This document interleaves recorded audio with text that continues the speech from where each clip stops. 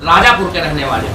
अब बताइए सोल्यूशन क्या है? सोल्यूशन क्या है कि तुम्हारा मुंह काला करके अगर बाहर निकाल दे तो वो सोल्यूशन जी जो है मुख्यमंत्री जी को गाली दी। मुख्यमंत्री जी को गाली दे रहे थे। अभी हम सबको पद दे देंगे। अभी आप विधायक हैं और स्टूडेंट लीडर नहीं, हमने कुलपतियों तक को डीएम और एसपी कमिश्नर से भी बातें सर की मेरा हैं। कोई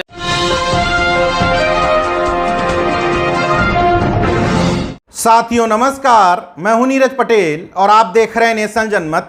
क्या उत्तर प्रदेश के मुख्यमंत्री योगी आदित्यनाथ जी ने जनप्रतिनिधियों का प्रोटोकॉल बदल दिया है? विपक्ष का जनप्रतिनिधि के साथ अलग बर्ताव होगा और सत्ता पक्ष के विधान परिषद सदस्य वो भी शिक्षक एमएलसी के साथ अलग बर्ताव होगा। शिक्षक एमएलसी को क्या ये छूट दे दी गई है कि वो चैम्बर में घुस करके न सिर्फ किसी अधिकारी को धमकाएंगे, शिक्षकों के सामने उसको बेइज्जत करेंगे और कहेंगे कि तुम्हें तो मुंह काला करके बाहर निकाल देना चाहिए, जूतों की माला पहनाना चाहिए। जी हाँ, माथा रंगे हुए शख्स जो वीडियो में दिखाई दे रहे हैं, ये झांसी क्षेत्र से शिक्षक विधायक हैं, नाम है बाबूलाल तिवारी।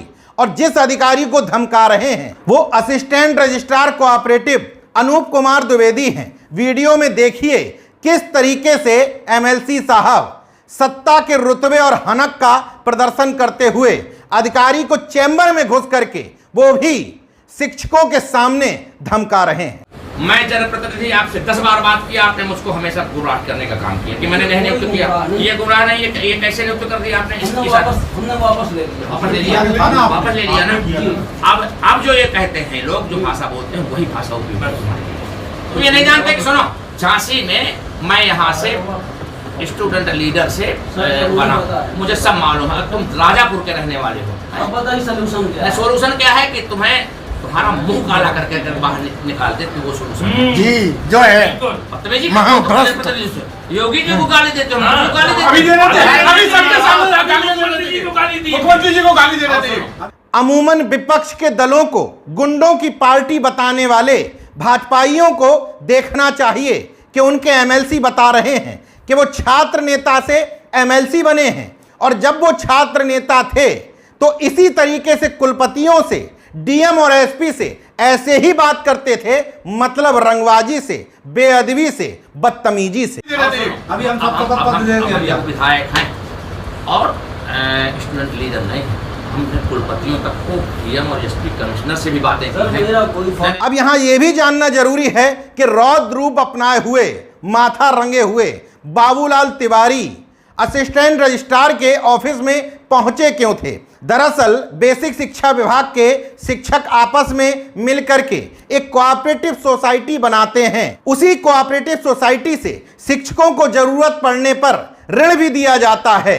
शिक्षकों का आरोप है कि उस कोऑपरेटिव सोसाइटी के सचिव बनाने का अधिकार उन्हीं शिक्षकों का है। वो आपस में किसी को सचिव चुन लेते हैं, लेकिन असिस्टेंट रजिस्ट्रार अनूप कुमार द्विवेदी ने नियम को ताक पर रखते हुए किसी अन्य व्यक्ति को सचिव के पद पर नियुक्त कर दिया था। शिक्षक भड़क गए थे और उन्होंने असिस्टेंट रजिस्ट्रार कोऑपरेटिव के कार्यालय का घेराव कर लिया था। मान लीजिए रजिस्ट्रार महोदय ने नियम का ख्याल ना रखते हुए गलत तरीके से सचिव की नियुक्ति कर दी थी, तो आप मांग कर सकते थे, घेराव भी करना ठीक था, डीएम के पास सवाल उठा सकते थे, एडीएम के पास जा सकते थे, मगर बाबूलाल तिवारी सत्ता की हनक दिखाते हुए न सिर्फ ऑफिस में प्रवेश करते हैं और प्रवेश करने के साथ ही साथ सीधे सीधे असिस्टेंट रजिस्ट्रार पर हमलावर हो जाते हैं, और हमलावर होते हुए शब्दों की गरिमा और मर्यादा भी खो देते हैं।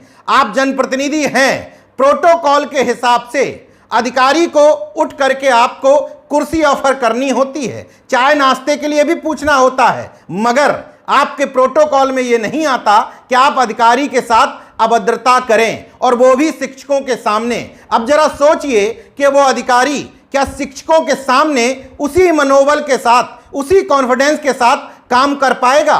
क्या वो शिक्षक जो उस अधिकारी को अपमानित होते हुए देख रहे थे, उनके मन में उस अधिकारी के प्रति वो सम्मान रह पाएगा?